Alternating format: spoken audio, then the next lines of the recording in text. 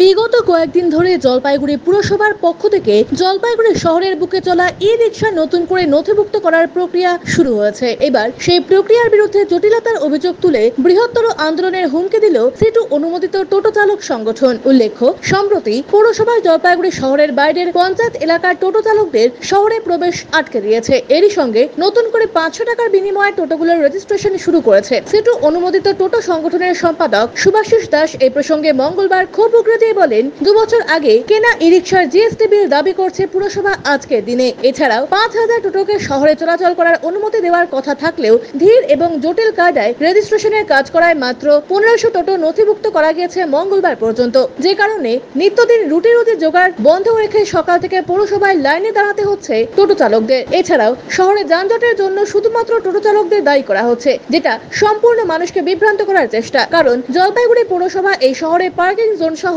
রাস্তাঘাট সম্প্রসারণ, রবীন্দ্র ভবনের সামনে দীর্ঘ সময় ধরে তৈরি হয়ে পড়ে থাকা করলা নদীর ওপর সেতুটি চালু করতে না পারা প্রভৃতি ঘটনাগুলো থেকে নগরবাসীর দৃষ্টি ঘোরাতে টোটো চালকদের ওপর এই জটিল কায়দার রেজিস্ট্রেশন এবং পঞ্চায়েত এলাকার টোটো শহরে প্রবেশের নিষেধাজ্ঞা জারি করেছে, যার ফলে বহু শিক্ষিত টোটো চালক এক অনিশ্চিত ভবিষ্যতের দিকে এগিয়ে যাচ্ছে।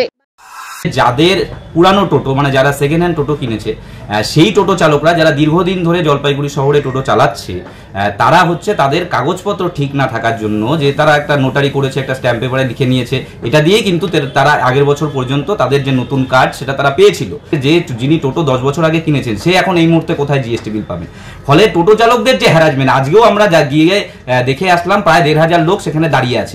প্রতিদিন 1500 লোক সেখানে হচ্ছে লাইন করে তারা দাঁড়াচ্ছে হচ্ছে টোটো রেজিস্ট্রেশন করবার জন্য। কিন্তু এখনো অবধি আমরা যা দেখতে পাচ্ছি, মাত্র আজকে 12টা অবধি এই 1447 টিন নাম্বার তারা দিতে পেরেছে। যানজট সমস্যার সমাধান করবে বলে হচ্ছে যে বাইরের কিছু টোটো চালক যারা দীর্ঘদিন ধরে জলপাইগুড়ি শহরে টোটো চালায় তাদেরকে আটকে দেওয়া হচ্ছে মোড়ে। তাদের রুজি রুটিকে হচ্ছে বিসর্জন দিয়ে তাদের পরিবারকে পথে বসিয়ে, যদি আমরা ধরেও নেই যে 10,000 টোটো চলতো, সেটাকে 5000 করা হবে, তাহলে 5000 লোকের কিন্তু পেটে লাথি মারা হচ্ছে। একদম আমাদের পরিষ্কার দাবি যে গড়ালবাড়ি, মন্ডলঘাট, বাহাদুর এবং হচ্ছে নগর বেরুবাড়ি, এই যে অঞ্চলগুলো আছে এদেরকেও জলপাইগুড়ি শহরে ঢুকতে দিতে হবে। অপরদিকে এই প্রসঙ্গে টোটো চালক জয়দীপ নাগ বলেন, এক কঠিন সংকটের মধ্যে পড়ে গিয়েছি। পুরসভা গাড়ি কেনার ট্যাক্স, জিএসটি বিল বর্তমান সময়ে চাইছে। আমরা এটা কোথায় পাবো, কার কাছে পাবো, কার কাছে যাব? বলছে যে অরিজিনাল কাগজ লাগবে বা অরিজিনাল 3 নম্বর মানে ট্যাক্সের কাগজ লাগবে, এগুলো বলছে। কি করবেন তাহলে? এখন তো কাগজ তো দরকার, কাগজ হ্যাঁ দরকার, কিন্তু ওইটাই এখন ভেবে পাচ্ছি না কি করব। আমরা কি করব সেটাই, কার কাছে যাব? প্রশাসনের কাছে যাব না কার কাছে যাব? পৌরসভা কি বলছে? পৌরসভা বলছে যে কাগজ ছাড়া হবে না। আপনারা যখন টোটো কিনেন কাগজ দেয়নি? কাগজ সেকেন্ড হ্যান্ড যাদের টোটো আছে অনেকে হারিয়ে গেছে, হারিয়ে গেলে পরে বলছে যে এপিট উপিট করে নিয়ে আসলে হবে, এগুলোই বলছে। আচ্ছা, এর ফলে অসুবিধার সম্মুখীন একটু অসুবিধা হতে হবে।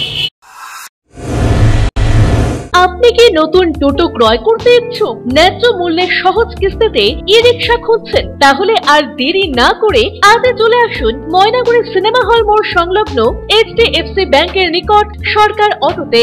এখান থেকে টোটো কিনলে পেয়ে যাবেন রেজিস্ট্রেশনের সুবিধে এবং ইন্স্যুরেন্স, থাকছে আকর্ষণীয় ডিসকাউন্ট। তাই সুলভ মূল্যে মনের মতো ই-রিকশা কিনতে আজই আসুন সরকার অটোতে।